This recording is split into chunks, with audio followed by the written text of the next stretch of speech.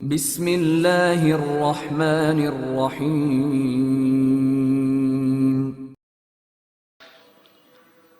طاغوتی دنیا عمران سیریز۔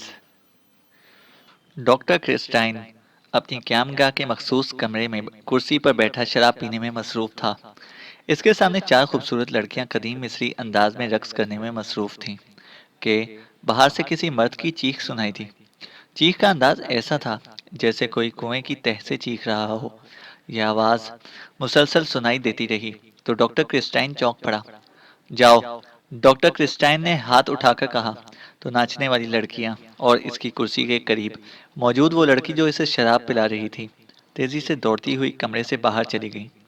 آ جاؤ غاصب، ڈاکٹر کرسٹائن نے ہاتھ اٹھا کر اسے ہلکا سا جھٹکا دیتے ہوئے کہا تو کمرے کے درمیان سیاہ رنگ کا دھواں سا نظر آیا۔ چند لمحوں بعد وہ دھواں مجسم ہو گیا۔ اب ڈاکٹر کرسٹائن کے سامنے ایک سیاہ رنگ کا نوجوان آدمی دو زانوں بیٹھا ہوا تھا اور اس کا سر جھکا ہوا تھا۔ غاصب حاضر ہے آقا، اس نوجوان نے ایسے لہجے میں کہا جیسے اس کی زبان پر زخم ہو اور وہ تکلیف کے انداز میں بول رہا ہو۔ تم کیوں آ گئے ہو غاصب؟ کیا ہوا ہے؟ ڈاکٹر کرسٹائن نے اس سے مخاطب ہو کر کہا۔ اس کے لہجے میں حیرت تھی کیونکہ غاصب شیطان کے دربار کی خاص طاقت تھی اور اسے کسی اہم شیطانی معاملے میں ہی کسی کے پاس بھیجا جا سکتا تھا۔ دوسرے لفظوں میں وہ شیطان کا خصوصی نمائندہ تھا۔ اس لیے ڈاکٹر کرسٹائن حیران ہو رہا تھا کہ وہ کیوں اس طرح اچانک آیا ہے۔ آقا، آپ کے گرد گھیرا تنگ ہو رہا ہے۔ آپ مسلسل ناکام ہوتے جا رہے ہیں اور آقا، شیطان نے آپ کی ناکامیوں پر سخت ناراضگی کا اظہار کیا ہے اور حکم دیا ہے کہ میں آپ کو بتا دوں کہ آپ کو اپنے آپ کو بچانے اور طاغوتی طاقتوں کا آقا بدستور رہنے کے لیے کالوش میں 40 دن گزارنے ہوں گے۔ غاصب نے کہا تو ڈاکٹر کرسٹائن بے اختیار اچھل پڑا۔ یہ کیا کہہ رہے ہو؟ کیسی ناکامی اور کیسی سزا؟ ڈاکٹر کرسٹائن نے قدرے غصیلے لہجے میں کہا۔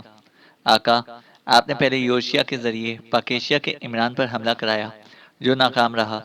اب آپ کی بڑی اور اہم طاقت گاشوری بھی اپنے مقصد میں ناکام ہو کر اس عمران کے ساتھی جوزف کے ہاتھوں 8 صدیوں کے لیے فنا ہو گئی ہے۔ شیطان آقا کو اطلاع مل چکی ہے کہ عمران نے اب آپ کو ہلاک کرنے کا فیصلہ کر لیا ہے۔ ان دونوں پے در پے ناکامیوں کی وجہ سے اور آپ کے تحفظ کے لیے آقا شیطان نے آپ کو کالوش جانے کا حکم دیا ہے۔ غاصب نے جواب دیتے ہوئے کہا، گاشوری کیسے ناکام ہو سکتی ہے؟ وہ میری سب سے اہم طاقت ہے اور آج تک اپنے مقصد میں وہ کبھی ناکام نہیں رہی۔ یہ عمران تو کوئی حیثیت نہیں رکھتا۔ میری اس طاقت نے تو بڑے بڑے لوگوں کو گمراہ کر دیا ہے۔ ڈاکٹر کرسٹائن نے کہا، اس نے جو منصوبہ بنایا تھا وہ واقعی بہترین تھا اور عمران کے ہلاک ہونے کا 100% چانس تھا، لیکن عمران نہ صرف بچ گیا بلکہ اس کے سامنے اصل منصوبہ بھی آ گیا اور اس نے گاشوری کو اپنے ساتھی جوزف کے ذریعے فنا کرا دیا۔ غاصب نے جواب دیا، گاشوری کو فنا کر دیا گیا؟ وہ کیسے؟ وہ کوئی عام طاقت تو نہ تھی کہ فنا ہو جاتی۔ ڈاکٹر کرسٹائن نے مزید حیران ہوتے ہوئے کہا، عمران کا ساتھی جوزف روحوں کے افریقی عامل ڈاکٹر وچ مراشی کا پسندیدہ آدمی ہے۔ اس نے سے بڑی طاغوتی طاقتوں کو فنا کرنے کا طریقہ معلوم کر لیا اور گاشوری جو ریٹا کے روپ میں تھی اس کے منہ میں سیاہ دھاگا ڈال کر عقب میں 2 گانٹھیں دے دی۔ اس طرح گاشوری ریٹا کے قالب میں مقید ہو کر رہ گئی ورنہ وہ فوراً فرار ہو جاتی۔ پھر اس جوزف نے اس کی پیشانی پر گرسو دیوتا کا نشان بنا دیا اور آپ کو تو علم ہے کہ گرسو دیوتا کا مخصوص نشان جس پر بھی بنا دیا جائے وہ فنا ہو جاتی ہے، اس لیے گاشوری فنا ہو گئی۔ غاصب نے پوری تفصیل بتاتے ہوئے کہا، لیکن اس نے انہیں اتنا موقع کیوں دیا کہ وہ اس کے منہ میں سیاہ لگام ڈال سکے؟ ڈاکٹر کرسٹائن نے غصیلے لہجے میں کہا۔ عمران کے باورچی سلیمان کی لات اس ریٹا کی کنپٹی پر اچانک لیکن اس قدر زور سے لگی کہ ریٹا کا ذہن بند ہو گیا اور ذہن بند ہونے کی وجہ سے گاشوری بھی اندر ہی بند ہو گئی، اس لیے انہوں نے اس کے منہ میں سیاہ لگام ڈال دی۔ غاصب نے مزید تفصیل بتاتے ہوئے کہا، میرے پاس ابھی بے شمار طاغوتی طاقتیں ہیں۔ میں اس وقت تک اس عمران کے خلاف کام کرتا رہوں گا جب تک وہ گمراہ ہو کر ہلاک نہیں ہو جاتا۔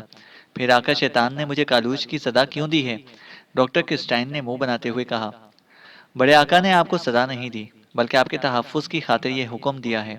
آپ کو معلوم ہے کہ کالوش کے گرد 4 حصار ہیں، اس لیے وہاں تک کوئی انسان تو کیا، کوئی بدروح بھی بغیر آقا کے اجازت کے نہیں جا سکتی۔ آپ طاغوتی طاقتوں کو جس طرح بڑے آقا کی مرضی کے مطابق چلا رہے ہیں، دوسرا کوئی آدمی نہیں چلا سکتا۔ آپ کی وجہ سے طاغوتی دنیا عروج پر پہنچ رہی ہے، اور پوری دنیا میں نیکی کے راستے سے گمراہ ہو کر بڑے آقا کے راستے پر چلنے والوں کی تعداد بڑھتی چلی جا رہی ہے۔ آپ نے جس طرح ان کی گمراہی کو ان کے سامنے نیکی بنا کر پیش کیا ہوا ہے، اس پر بڑا آقا آپ سے بہت خوش ہے، غاصب نے جواب دیا۔ لیکن 40 روز بعد بھی تو مجھے واپس آنا ہوگا، ڈاکٹر کرسٹائن نے کہا۔ بڑے آقا جانتے ہیں کہ عمران کو جب معلوم ہوگا کہ آپ کالوش میں ہیں تو وہ لازماً وہاں پہنچے گا، اور پھر چاروں حصار کی قوتوں کے ہاتھوں یقینی طور پر مارا جائے گا، غاصب نے جواب دیتے ہوئے کہا۔ تو پھر میں اس وقت وہاں جاؤں جب عمران میرے پیچھے چل پڑے، ورنہ وہ 40 روز بعد بھی آ سکتا ہے، اور ہو سکتا ہے کہ اسے کسی ذریعے سے علم ہو جائے کہ میں نے 40 روز بعد واپس آ جانا ہے، تو وہ میری واپسی کے انتظار میں رک جائے، ڈاکٹر کرسٹائن نے کہا۔ آقا، آپ بڑے آقا سے بڑے نہیں ہیں، اور نہ ہی بڑے آقا جیسی عقل و سمجھ رکھتے ہیں، اس لیے جو حکم بڑے آقا نے دیا ہے اس کی تابع داری کریں۔ بڑے آقا ان 40 دنوں میں یہاں آپ کی جگہ آپ کی طاغوتی طاقت بھوانی کو آپ کے روپ میں بٹھائے گا، تاکہ اگر عمران یہاں آئے تو اس کے ہاتھ لگ جائے، اور بھوانی اس عمران کو آسانی سے گمراہ کر کے ہلاک کر سکتی ہے، غاصب نے کہا۔ اوہ، تو یوں کہو کہ بڑے آقا اس عمران کو اس انداز میں ہلاک کرنا چاہتے ہیں، لیکن بھوانی بہرحال طاقت ہے، انسان نہیں ہے، اور انسان کا ذہن جس طرح کام کرتا ہے اس طرح کسی طاقت کا ذہن کام کر ہی نہیں سکتا۔ تم دیکھو کہ دونوں بڑی طاغوتی طاقتیں عمران اور اس کے ساتھیوں کے مقابل کامیاب نہیں ہو سکیں، اس لیے کہ دونوں بہرحال طاقتیں تھیں، جبکہ ان کے مقابل انسان تھے۔ کسی کو طویل عرصہ لگا کر گمراہ کرنا اور بات ہے، لیکن کسی کو باقاعدہ چیلنج دے کر گمراہ کرنا اور بات ہے، ڈاکٹر کرسٹائن نے کہا۔ تو آقا، تم کیا چاہتے ہو؟ کھل کر بات کرو، میں ابھی بڑے آقا کی خدمت میں تمہارا پیغام پہنچا دیتا ہوں، غاصب نے کہا۔ بڑے آقا سے کہو کہ ڈاکٹر کرسٹائن خود اس عمران کا مقابلہ کرنے دو۔ انسان سے انسان ٹکرائے گا تو سپر انسان ہی کامیاب رہے گا، اور عمران سے بہرحال میں سپر ہوں۔ بڑے آقا سے کہو کہ ڈاکٹر کرسٹائن پر اعتماد کرے، اب تک طاغوتی طاقتیں ناکام ہوئی ہیں، ڈاکٹر کرسٹائن ناکام نہیں ہوا اور نہ ہو سکتا ہے، ڈاکٹر کرسٹائن نے کہا۔ تو غاصب ایک بار پھر سیاہ رنگ کے دھوئیں میں تبدیل ہو کر غائب ہو گیا۔ تو ڈاکٹر کرسٹائن نے بے اختیار ہونٹ بھیج دی، کیونکہ اسے معلوم تھا کہ اگر شیطان نے اس کی بات کو گستاخی سمجھا تو نہ صرف وہ معزول کر دیا جائے گا، بلکہ اسے عبرتناک انداز میں ہلاک بھی کیا جا سکتا ہے، اور اگر شیطان نے اسے اجازت دے دی تو پھر اسے ہر صورت میں شیطان کے اعتماد پر پورا اترنا ہوگا۔ پھر تقریباً آدھے گھنٹے بعد باہر سے کسی کے چیخنے کی آواز سنائی دی۔ چیخ سے یہی اندازہ ہوتا تھا کہ چیخنے والا کسی کنویں کی تہہ سے چیخ رہا ہے۔ آ جاؤ غاصب، ڈاکٹر کرسٹائن نے ہاتھ اٹھا کر ہوا میں جھٹکتے ہوئے کہا۔ تو کمرے کے درمیان سیاہ رنگ کا دھواں گھومتا ہوا نظر آیا، اور پھر چند لمحوں بعد یہ دھواں مجسم ہو کر غاصب کے روپ میں ظاہر ہو گیا۔ وہ دوزانوں بیٹھا ہوا تھا۔ میں حاضر ہو گیا ہوں آقا، غاصب نے سر جھکاتے ہوئے انتہائی مؤدبانہ انداز میں کہا۔ کیا حکم دیا ہے بڑے آقا نے؟ ڈاکٹر کرسٹائن نے دھڑکتے دل کے ساتھ پوچھا۔ بڑے آقا تمہاری بات پر بے حد خوش ہوا ہے، اور اس نے کہا ہے کہ انسان واقعی بے حد ہمت اور حوصلے والا ہوتا ہے، اس لیے اب ڈاکٹر کرسٹائن اپنی جنگ خود اپنی مرضی سے لڑے گا، اس لیے مبارک ہو آقا، اب تم خود مختار ہو، جس طرح چاہو اس عمران سے مقابلہ کرو، غاصب نے جواب دیتے ہوئے کہا۔ میں بڑے آقا کا شکر گزار ہوں کہ اس نے مجھ پر اعتماد کیا ہے، ڈاکٹر کرسٹائن نے سر جھکاتے ہوئے کہا۔ تو اب مجھے اجازت؟ غاصب نے کہا۔ ہاں، اب تم جا سکتے ہو، ڈاکٹر کرسٹائن نے جواب دیتے ہوئے کہا۔ تم طاغوتی دنیا کے سربراہ ہو اور بڑے آقا کے نائب، لیکن جاتے ہوئے میں تمہیں ایک مشورہ دینا چاہتا ہوں کہ تم اس عمران کے خلاف بیک وقت طاقتوں اور انسانوں کو استعمال کرو، اور طاقتیں بھی طاغوتی نہیں بلکہ کالی طاقتیں جو انسانوں کو ہلاک کرنے کی قوت رکھتی ہیں، غاصب نے مشورہ دیتے ہوئے کہا۔ اس سلسلے میں مجھ سے زیادہ تم جانتے ہو، تم کوئی مشورہ دو، ڈاکٹر کرسٹائن نے کہا۔ کالی طاقتوں کی سب سے بڑی اور خوفناک طاقت مہابھرن ہے، وہ اگر چاہے تو اس عمران کو مکھی مچھر کی طرح مسل کر رکھ دے، لیکن وہ بڑی بھیٹ لے گی، اور بھیٹ کی آپ کے پاس کمی نہیں ہے آقا، غاصب نے مشورہ دیتے ہوئے کہا۔ ٹھیک ہے، تم نے اچھا مشورہ دیا ہے، اب تم جا سکتے ہو، ڈاکٹر کرسٹائن نے کہا تو غاصب دھوئے میں تبدیل ہو کر غائب ہو گیا۔ ڈاکٹر کرسٹائن کچھ دیر بیٹھا اس پوائنٹ پر سوچتا رہا کہ اسے کیا کرنا چاہیے اور کیا نہیں، اور پھر اچانک اس کے ذہن میں خیال آیا کہ اسے مکمل طور پر طاقتوں پر انحصار کرنے کی بجائے انسانی ذہن بھی استعمال کرنا چاہیے۔ چنانچہ یہ خیال آتے ہی اس نے ہاتھ بڑھا کر سامنے میز پر رکھے ہوئے سرخ رنگ کا فون کا ریسیور اٹھایا اور تیزی سے نمبر پریس کرنے شروع کر دیے۔ ڈاکٹر کرسٹائن بول رہا ہوں، ڈاکٹر کرسٹائن نے کہا۔ اوہ آپ، فرمائیے، دوسری طرف سے قدرے مؤدبانہ لہجے میں کہا گیا۔ میں نے تم سے ایک اہم مسئلے پر مشورہ کرنا ہے، میرے پاس آ جاؤ، ڈاکٹر کرسٹائن نے کہا، اور اس کے ساتھ ہی اس نے کریڈل دبا دیا اور پھر ٹون آنے پر اس نے یکے بعد دیگرے دو بٹن پریس کر دیے۔ یس سر، دوسری طرف سے ایک انتہائی مؤدبانہ لہجے میں مردانہ آواز سنائی دی۔ مائک کو میں نے کال کیا ہے، جیسے ہی وہ آئے اسے میرے کمرے میں بھجوا دینا، ڈاکٹر کرسٹائن نے کہا، اور اس کے ساتھ ہی اس نے ریسیور رکھ دیا۔ تقریباً آدھا گھنٹے کے بعد دروازہ کھلا اور ایک ادھیڑ عمر اور لمبے قد کا آدمی جس نے سوٹ پہنا ہوا تھا اندر داخل ہوا اور اسے ڈاکٹر کرسٹائن کو سلام کیا۔ بیٹھو مائک، ڈاکٹر کرسٹائن نے سامنے پڑی ہوئی کرسی کی طرف اشارہ کرتے ہوئے کہا۔ تھینک یو سر، آنے والے نے مؤدبانہ لہجے میں کہا اور دوسری طرف موجود کرسی پر بیٹھ گیا۔ مائک، کیا تم پاکیشیا کے کسی عمران کو جانتے ہو جو پاکیشیا سیکرٹ سروس کے لیے قائم کرتا ہے؟ ڈاکٹر کرسٹائن نے کہا۔ اوہ یس سر، بہت اچھی طرح۔ اسے تو دنیا کا خطرناک ترین سیکرٹ ایجنٹ کہا جاتا ہے۔ بظاہر معصوم سا آدمی، لیکن در حقیقت انتہائی خطرناک، حد تک زہریلا سانپ ہے۔ مگر آپ کیوں پوچھ رہے ہیں؟ مائک نے حیرت بھرے لہجے میں کہا۔ وہ مجھے ہلاک کرنے کے در پہ ہے، ڈاکٹر کرسٹائن نے کہا تو مائک کا چہرہ حیرت سے بگڑ سا گیا۔ آپ کو ہلاک کرنے کے در پہ؟ یہ آپ کیا کہہ رہے ہیں؟ یہ کیسے ممکن ہے؟ آپ طاغوتی دنیا کے سربراہ ہیں، لاکھوں طاغوتی طاقتیں پوری دنیا میں آپ کی سربراہی میں کام کر رہی ہیں۔ اس کی کیا جرت ہے کہ آپ کی طرف ٹیڑھی آنکھ سے بھی دیکھ سکے؟ مائک نے حیرت بھرے لہجے میں کہا۔ طاغوتی طاقتیں صرف گمراہ کرنے کی قوت رکھتی ہیں، کالی طاقتوں کی طرح دوسروں کو ہلاک کرنے کی قوت نہیں رکھتی۔ میں نے اپنی دو بڑی طاقتوں کے ذریعے اسے گمراہ کرنے کی کوشش کی، لیکن اس نے الٹا میری دونوں طاقتوں کو ہی اپنے ساتھیوں کے ذریعے فنا کرا دیا۔ اب مجھے مشورہ دیا جا رہا ہے کہ میں کالی طاقتوں کا سہارا لوں۔ یہ سہارا مجھے مل سکتا ہے، لیکن اس طرح طاغوتی دنیا میں میری اہمیت کم ہو جائے گی، جو میں نہیں چاہتا۔ اس لیے میں نے تمہیں بلایا ہے کیونکہ تم بھی طویل عرصے تک سیکرٹ ایجنٹ رہے ہو اور تم اب بھی ایک پرائیویٹ ایجنسی چلا رہے ہو۔ میں چاہتا ہوں کہ عمران کے خلاف بیک وقت دونوں کام کیے جائیں، تاکہ طاغوتی دنیا میں اور شیطان کے دربار میں میری اہمیت بھی قائم رہے اور یہ شخص بھی ہلاک ہو جائے، ڈاکٹر کرسٹائن نے مسلسل بولتے ہوئے کہا۔ لیکن عمران کا طاغوتی دنیا سے کیا تعلق پیدا ہو گیا؟ وہ تو اس لائن کا آدمی ہی نہیں ہے، مائک نے کہا۔ بس اسے تم اتفاق کہہ سکتے ہو۔ میری دو طاقتوں کے درمیان ہونے والی جنگ اس کے سامنے آ گئی اور وہ اس میں شامل ہو گیا، اور تمہیں تو معلوم ہے کہ پھر وہ بھوت کی طرح پیچھے لگ جاتا ہے۔ اس لیے میں نے اسے گمراہ کر کے تحت الثری میں پھینکوانے کے لیے دو بھرپور کوششیں کی، لیکن میں ناکام رہا۔ اب میں چاہتا ہوں کہ طاقتوں کے ساتھ ساتھ انسانی ذہن بھی یہ کام کرے اور اس کے خلاف کام کیا جائے، اس لیے تمہیں بلایا ہے، ڈاکٹر کرسٹائن نے جواب دیتے ہوئے کہا۔ ٹھیک ہے، جو آپ حکم دیں، آپ کے حکم کی تعمیل ہوگی، مائک نے کہا۔ میں نے تمہیں مشورے کے لیے بلایا ہے، مشورہ دو، فیصلہ میں خود کروں گا، ڈاکٹر کرسٹائن نے قدرے سخت لہجے میں کہا۔ جناب، میرا مشورہ اگر آپ مان لیں تو مجھے اپنے آپ پر فخر ہوگا۔ جہاں تک میں اس عمران کی فطرت کو جانتا ہوں، اگر آپ اس پر حملہ نہ کراتے تو وہ آپ کے پیچھے نہ لگتا، لیکن اب وہ واقعی بھوت کی طرح پیچھے لگ جائے گا، اور وہ بجلی کی سی تیزی سے کام کرتا ہے۔ وہ آپ کی توقع سے بھی زیادہ تیزی سے آپ تک پہنچ جائے گا۔ اس لیے سب سے پہلے تو آپ اپنے فول پروف تحفظ کا انتظام کریں۔ اس کے بعد آپ کسی بھی گروپ کو یہاں قاہرہ میں اس کے خاتمے پر لگا دیں۔ اس کے ساتھ ساتھ اپنی قوتوں سے کہیں کہ وہ اس کو جس قدر جلد ہو سکے ٹریس کریں اور کسی جادوئی قید خانے میں قید کر دیں، مائک نے کہا تو ڈاکٹر کرسٹائن بے اختیار اچھل پڑا۔ اوہ اوہ، تم نے مجھے یاد دلا دیا، very good.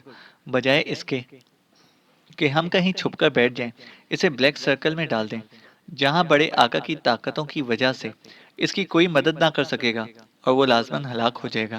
Very good, doctor Christine نے اس بار بڑے مسرت بھرے لہجے میں کہا۔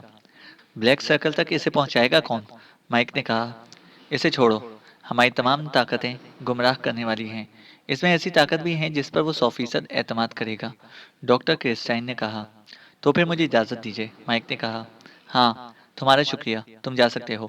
ڈاکٹر کرسٹائن نے کہا تو مائک اٹھا، اس نے رسمی الوداعی کلمات کہے اور مڑ کر بیرونی دروازے کی طرف بڑھتا چلا گیا۔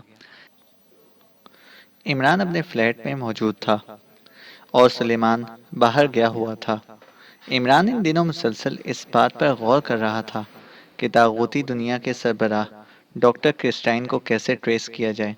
اسے اب احساس ہو رہا تھا کہ ریٹا کی شکل میں جو طاقت اسے جولیا کے ہاتھوں ہلاک کرانے آئی تھی، اس سے آسانی سے معلوم کیا جا سکتا تھا کہ ڈاکٹر کرسٹائن کہاں ہے، لیکن اس وقت یہ خیال ہی اس کے ذہن سے نکل گیا تھا اور کوئی ایسا آدمی اسے نظر نہ آ رہا تھا جس سے معلوم کیا جا سکے۔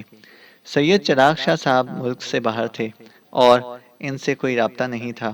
وہ اسی ادھیڑ بن میں مصروف تھا کہ کال بیل کی آواز سنائی دی تو عمران چونک پڑا، کیونکہ اس وقت کسی کی آمد کا عام طور پر خیال ہی نہ آ سکتا تھا۔ کال بیل دوسری بار بجی تو عمران اٹھا اور سٹنگ روم سے نکل کر بیرونی دروازے کی طرف بڑھتا چلا گیا۔ کون ہے؟ عمران نے دروازہ کھولنے سے پہلے اونچی آواز میں پوچھا۔ مجھے عمران صاحب سے ملنا ہے، میرا نام کمال مطلوب ہے۔ باہر سے ایک بھاری لیکن باوقار سی آواز سنائی دی تو عمران نے لاک ہٹا کر دروازہ کھول دیا۔ باہر ایک لمبے قد اور قدرے بھاری جسم کا آدمی موجود تھا۔ اس کے ہاتھ میں چھڑی تھی اور اس نے سوٹ پہنا ہوا تھا۔ چہرے مہرے سے خاصا باروب اور تعلیم یافتہ دکھائی دے رہا تھا۔ آئیے، تشریف لے آئیے، عمران نے ایک طرف ہٹتے ہوئے کہا۔ عمران صاحب موجود ہیں کیا؟ کمال مطلوب نے پوچھا۔ آپ تشریف لائیے، آپ کی ان سے ملاقات کر دیتے ہیں، عمران نے کہا تو کمال مطلوب سر ہلاتا ہوا اندر داخل ہوا۔ عمران نے دروازہ بند کیا اور اسے لے کر ڈرائنگ روم میں آ گیا۔ مجھ سے ملے، میرا نام علی عمران MSc DC آکسن ہے۔ عمران نے ڈرائنگ روم میں پہنچتے ہی اپنا تعارف کراتے ہوئے کہا تو کمال مطلوب کی آنکھوں میں چمک ابھر آئی اور چہرے پر مسکراہٹ سی پھیل گئی۔ پھر تو مجھے بھی اپنا تعارف کرانا پڑے گا۔ میرا نام کمال مطلوب ہے اور میں قاہرہ میوزیم کا ڈائریکٹر جنرل ہوں اور خصوصی طور پر قاہرہ سے چارٹرڈ طیارے کے ذریعے آپ سے ملاقات کے لیے حاضر ہوا ہوں، کیونکہ مجھے شاہ صاحب نے حکم دیا ہے، کمال مطلوب نے کہا تو عمران شاہ صاحب کا حوالہ سن کر بے اختیار چونک پڑا۔ ظاہر ہے شاہ صاحب سے مراد سید چراغ شاہ صاحب ہی تھے۔ اوہ، تشریف رکھیے، آپ تو پھر صرف مہمان ہی نہیں بلکہ معزز مہمان ہیں، عمران نے کہا تو کمال مطلوب بے اختیار ہنس دیے۔ اس عزت افزائی کا شکریہ، کمال مطلوب نے کہا اور صوفے پر بیٹھ گیا۔ میں 1 منٹ میں حاضر ہوا، عمران نے کہا اور مڑ کر تیزی سے کچن کی طرف بڑھ گیا۔ اسے معلوم تھا کہ سلیمان اچانک آ جانے والے مہمانوں کے لیے چائے بنا کر فلاسک میں رکھ دیتا ہے، اور وہی ہوا، فلاسک چائے سے بھرا ہوا تھا۔ عمران نے چائے کا دیگر سامان ٹرے میں رکھا اور الماری سے بسکٹ کے 2 پیکٹ بھی نکالے، اور پھر فلاسک اور سامان کا ٹرے اٹھائے وہ ڈرائنگ روم کی طرف بڑھ گیا۔ ملازم مارکیٹ گیا ہوا ہے، اس لیے فی الحال تو آپ کو سوکھی چائے ہی مل سکتی ہے، عمران نے ٹرے میز پر رکھتے ہوئے کہا۔ آپ نے خود کیوں تکلیف کی؟ کمال مطلوب نے کہا۔ آپ نے قاہرہ سے یہاں آنے کی تکلیف کی، حالانکہ آپ فون پر بھی بات کر سکتے تھے، تو میں اتنا بھی نہ کرتا، عمران نے پیالی میں چائے ڈالتے ہوئے کہا۔ یہ تو شاہ صاحب کا حکم تھا اور ان کے حکم کی تعمیل ہمارے لیے سعادت کا باعث ہوتی ہے، کمال مطلوب نے مسکراتے ہوئے کہا تو عمران نے اس بات میں سر ہلا دیا۔ اسے بخوبی علم تھا کہ شاہ صاحب کے حکم کی تعمیل کیسے کی جاتی ہے۔ ہاں، اب فرمائیے، میرے لیے کیا حکم ہے؟ چائے پینے کے بعد عمران نے کمال مطلوب سے مخاطب ہو کر کہا۔ انہوں نے حکم دیا ہے کہ آپ کو بتا دیا جائے کہ طاغوتی دنیا کے موجودہ سربراہ ڈاکٹر کرسٹائن کا خاتمہ گمراہ کرنے والی قوتوں کے لیے بہت بڑا دھچکا ثابت ہوگا اور ان کا زور صدیوں تک دوبارہ بحال نہ ہو سکے گا۔ گمراہ کرنے والی عام کارروائیاں تو ہوتی ہی رہتی ہیں اور ہوتی رہیں گی، کیونکہ شیطان اور اس کی ذریعات تو بہرحال کام کرتی رہتی ہیں، لیکن ڈاکٹر کرسٹائن بڑا شاطر ذہن کا آدمی ہے اور شیطان نے اسے یہ عہدہ دیا ہی اس لیے ہے، اور اس کی وجہ سے گمراہ کرنے والی قوتیں پوری دنیا پر غلبہ حاصل کرتی جا رہی ہیں۔ اگر اسے راہ سے نہ ہٹایا گیا تو روشنی کے غلبے کو بہت بڑا نقصان بھی پہنچ سکتا ہے، کمال مطلوب نے جواب دیتے ہوئے کہا۔ میں نے بھی یہی فیصلہ کیا ہے، لیکن مجھے یہ معلوم نہیں ہو رہا کہ ڈاکٹر کرسٹائن کہاں موجود ہے، اور شاہ صاحب سے کوئی رابطہ بھی نہیں ہو رہا۔ آپ کے پاس ان کا نمبر یا رابطہ کا کوئی طریقہ تو ہوگا؟ عمران نے کہا۔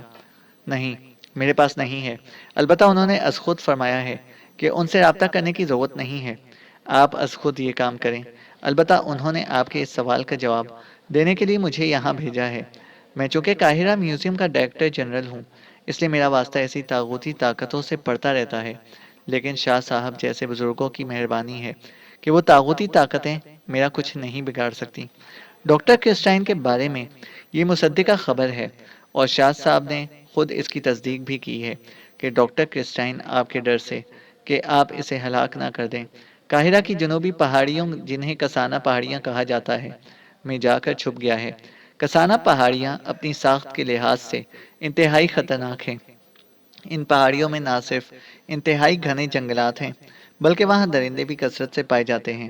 عام لوگ یا سیاح تو ادھر کا رخ بھی نہیں کرتے، اور حکومت بھی وہاں عام افراد کا داخلہ بند کر رکھا ہے۔ صرف مہم جو شکاری حضرات کو وہاں داخلے کی محدود اجازت دی جاتی ہے۔ دوسری اہم بات یہ کہ ان پہاڑیوں پر کالی اور طاغوتی طاقتوں کا مکمل ہولڈ ہے۔ چیک پوسٹ سے صرف ایک مخصوص حد تک، جسے وہاں شایوری حد کہا جاتا ہے، وہاں تک معاملہ صاف ہے۔ شایوری حد کے بعد منفی طاقتوں کا راج ہے، اور آج تک وہاں غلطی سے داخل ہونے والا بھی زندہ بچ کر واپس نہیں آیا، اس کی لاش ہی آئی ہے۔ اس لیے قاہرہ میں ان پہاڑیوں کو بلیک سرکل بھی کہا جاتا ہے۔ ڈاکٹر کرسٹائن اب اس بلیک سرکل میں چھپا ہوا ہے، اور آپ نے وہاں جا کر اس کا خاتمہ کرنا ہے۔ یہ شاہ صاحب کا حکم ہے۔ میں نے ان سے آپ کی حفاظت کی بات کی تو انہوں نے فرمایا کہ عمران اپنی اور اپنے ساتھیوں کی حفاظت بخوبی کر سکتا ہے، اسے ہدایات دینے کی ضرورت نہیں، کمال مطلوب نے کہا۔ ٹھیک ہے، اسے چھپنا بھی ایسی ہی جگہ چاہیے، عمران نے مسکراتے ہوئے کہا۔ آپ قاہرہ تشریف لائیں تو میری رہائش گاہ حاضر ہے، مزید جو مدد ہو سکے گی وہ بھی میں کروں گا، کیونکہ یہ بہت نیک کام ہے، کمال مطلوب نے کہا۔ آپ کا شکریہ۔